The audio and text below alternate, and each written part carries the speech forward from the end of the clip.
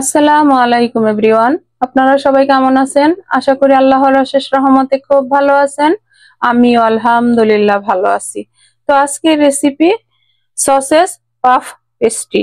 তো এই puff pastry বানানোর জন্য আমি এখানে প্রথমে নিয়ে নিছি 2 কাপ, মেজারিং কাপে 2 কাপ ময়দা। এরপর দিয়ে দিব স্বাদ মতো লবণ। একেবারে সহজ উপায়ে আপনাদের সাথে আমি আজকে শেয়ার করব। চামচ দিব বেকিং পাউডার, হাফ চামচ দিব বেকিং সোডা। প্রথমে এই শুকনো উপকরণগুলো একসাথে মিশিয়ে দিব। আর আজকে এই পেস্ট্রিটা এত টেস্টি হয়, বানাবেন, বাসায় খাবেন আর আমাকে কমেন্টসে জানাবেন। এখন দিব একটা ডিম, এখন দিব হাফ কাপ কুকিং অয়েল। এই যে রেগুলার রান্নার তেলটা দিয়ে নিলাম। এখন এই ময়দাটার সাথে ভালোভাবে মিশাই। আপনারা চাইলে এটা আটা দিয়েও বানাতে পারবেন, তো ময়দা দিয়ে ভালো হয় আর কি। এই যে একটু ময়ান দিয়ে নিলাম। এরকম ময়ানটা যদি দেওয়া হয় তাহলে পেস্ট্রিটা একটু মুচমুচে হবে। এই যে খাস্তা ভাবটা চলে আসবে। এখন একটু একটু করে পানি দিব আর ডোটা রেডি করে নিব। পেস্ট্রির জন্য ডোটা রেডি হয়ে গেল। এখন আমি 10 মিনিট রেস্টে রাখবো। আমি 10 মিনিট পরে চলে আসলাম। মাশাআল্লাহ, ডোটা দেখেন একেবারে সফট হয়ে গেছে। এখন আমি পেস্ট্রি গুলা বানানো শুরু করব। এখন এই পর্যায়ে আমি 2টা বড় বড় লিচি কেটে নিব। এই যে দেখেন, এখন লিচিগুলা সাইডে রেখে প্রথমে সসেসটা রেডি করে নিব। এখানে সসেস বা হটডগ আমি 1 প্যাকেট নিছি আর এটাকে গ্রেটারের সাহায্যে এই যে একটু গ্রেট করে নিছি। প্রথমে একটু সিদ্ধ করে নিছি, নিয়ে তারপর গ্রেট করে নিছি। এই যে 1 প্যাকেট 10টা থাকে। আর এখানে একটা বড় সাইজের ক্যাপসিকাম, এটাকেও গ্রেট করে নিছি। আর এখন দিয়ে দিব 100 গ্রাম মজারেলা চিজ। এখন এগুলি সব একসাথে মিশাই নিব। একেবারে সহজ আজকের এই সসেজ পাফ পেস্ট্রিটা। এই যে সসেজ গুলা মিশানো হয়ে গেল। আর আজকের এই রেসিপিটা বাসায় অবশ্যই বানাবেন। এই শীতের মৌসুমে এরকম পাফ পেস্ট্রি খেতে কিন্তু অনেক ভালো লাগে। আর সাথে যদি 1 কাপ চা থাকে, গরম গরম দোয়া ওঠা, তাই না? তো প্লিজ বানাবেন আর খাবেন। এই যে পেস্ট্রির জন্য এখন প্রথমে আমি রুটিটা বেলে নিব। পেস্ট্রির জন্য রুটিটা বেলা হয়ে গেল। আর এই পাফ পেস্ট্রিটা যদি আপনাদের কাছে একটু ভালো লাগে তাহলে আমার চ্যানেলটাকে সাবস্ক্রাইব করবেন, লাইক করবেন, শেয়ার করবেন এবং কমেন্টস করবেন প্লিজ। এখন এই উপরে সসেজটা এইভাবে দিয়ে দিব। এই যে দেখেন, সসেজটা দেওয়া হয়ে গেল। এখন আমি এটাকে রোল করে নিব। এই যে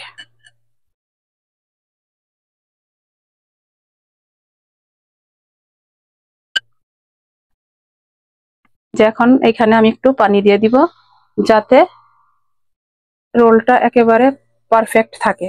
এই যে দেখেন, মাশাআল্লাহ। আর আজকের এই সসেজ পাফ পেস্ট্রি কিন্তু আমি বানাবো ওভেনে। তো ওভেনটা আমি 200 ডিগ্রিতে 10 মিনিটের জন্য প্রিহিট করার জন্য দিয়ে দিছি। আর এদিকে আমি পাফটাও রেডি করে নিতেছি। এখন এই যে সাইডটা একটু কেটে নিব।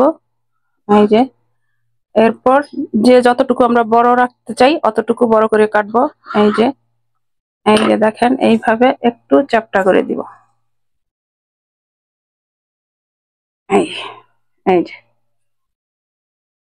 এই যে ওভেনের ট্রেটা রেডি করে রাখছি, আগেই ট্রেতে রেখে দিব। আর একটা আমি আপনাদের বোঝানোর সুবিধার্থে দেখাই। এই যে তো এর চাইতে সহজ পাফ পেস্ট্রি কি হতে পারে, তাই না? এই যে দেখেন,